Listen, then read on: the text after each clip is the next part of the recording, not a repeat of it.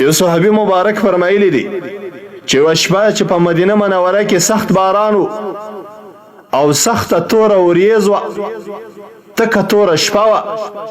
موږ د رسول کریم صلی الله علیه وسلم په طلب پسې راووتلو چې رسول کریم صلی الله علیه وسلم پیدا کو او د ماخستن د جماعت بندوبست وکړو. رسول کریم صلی الله علیه وسلم موږ ته د جماعت لمونځ راکړي.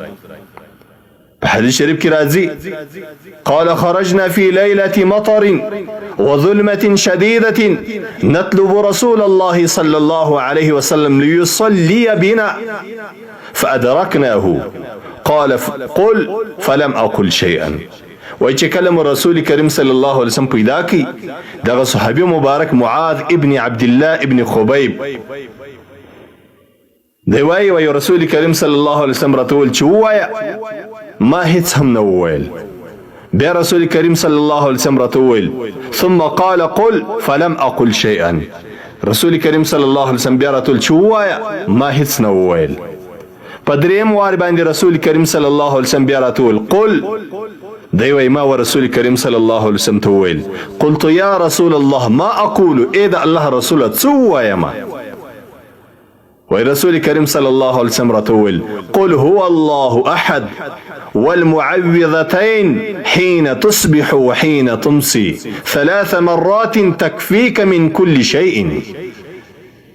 وی رسول کریم صلی الله علیه وسلم راته وویل چې قل والله شریف ووایا او قل اعوذ برب الفلق او قل اعوذ برب الناس ووایا. دغه درې مبارک سورتونه د قرآن عظیم شان چې سورت اخلاص دی، سورت فلق دی او سورت الناس دی، رسول کریم صلی الله علیه وسلم دغه درې سورتونه ورښولي دي. او بیا رسول کریم صلی الله علیه وسلم ورته ویلي دي که چیرې ته دغه درې سورتونه چې کله سهار سي وی وایه درې واري او چې کله ماښام سي دغه درې سورتونه ووایه درې واري، یعنی هر سورت درې واري ووایه، نو الله تبارک وتعالی به تا د هر شي د شر څخه وساتي. الله به دې کافي سي، الله به دې معاون سي، الله به دې کومک کوونکی سي، الله به دې وکیل او کارساز سي. تکفیک من کل شیء. د الله رسول صلی الله علیه وسلم ورته وایي دغه درې سورتونه چې هر یو درې واري هر سهار او هر ماښام ته ووایې نو د هر شر څخه به دې الله تبارک وتعالی وساتي. یو ډیره لویه خبره، مهمه خبره چې د دغه حدیث شریف څخه رایاد سول هغه دا ده چې رسول کریم صلی الله علیه وسلم ته الله جل جلاله یو صفات ورکړی دی، جوامع الکلم دی. رسول کریم صلی الله علیه وسلم رسول کریم صلی الله علیه وسلم دی کرائم الحکم دی، مکارم الشیم دی. دا د رسول کریم صلی الله علیه وسلم صفاتونه دي. رسول کریم صلی الله علیه وسلم جوامع الکلم دی چې یو څو مختصری کلمات ووایي په هغه کې یو لوی باب د علم پروت وي. دلته رسول کریم صلی الله علیه وسلم دغه مبارک صحابي ته یو څو مختصری کلمات وویلې، خو ګټې او فایدې ته تاسو وګورئ. رسول کریم صلی الله علیه وسلم ورته وایي چې ته دغه درې اخیري سورتونه چې په هغه کې سورت اخلاص هم دی، قل ولا شریف هم ده، دا درې واري سهار درې واري ماښام وایه، هر یو درې واري سهار او درې واري ماښام وایه. فایدې څونه دي؟ دا د الله د رسول صلی الله علیه وسلم قول دی چې یو څوک صرف یو واري سورت اخلاص قل هو الله شریف ووایي نو الله تبارک وتعالی د قرآن عظیم شان د 10 پارو ثواب ورکوي، د قرآن عظیم شان د 3 ثواب الله تبارک وتعالی ورکوي.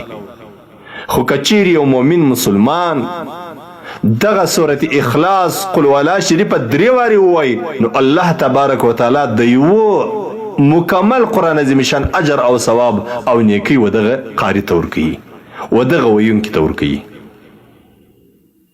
دویم د الله رسول صلی الله علیه وسلم څونه یو لوی باب د علم وروښوي. رسول کریم صلی الله علیه وسلم ورته وایي چې ته معوذتین وایه، قل اعوذ برب الفلق سورت او قل اعوذ برب الناس سورت، دا هر یو درې واري وایه سهار او ماښام.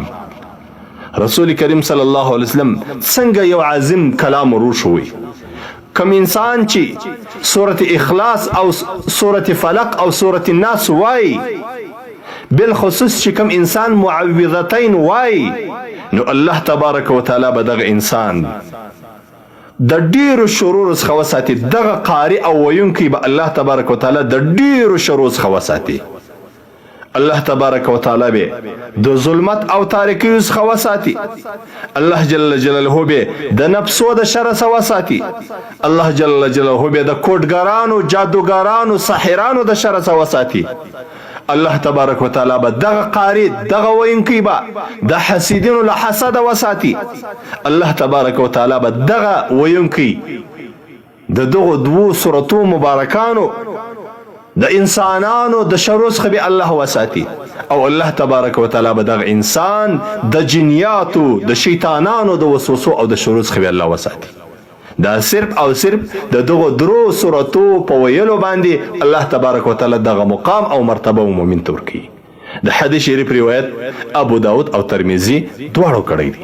تپنوم سره سهار کړم، تپنوم سره ماښام کړم، توره شپه د ژوندون پای تپنوم سره انجام کړم، توره شپه د ژوندون پای تپنوم سره انجام کړم.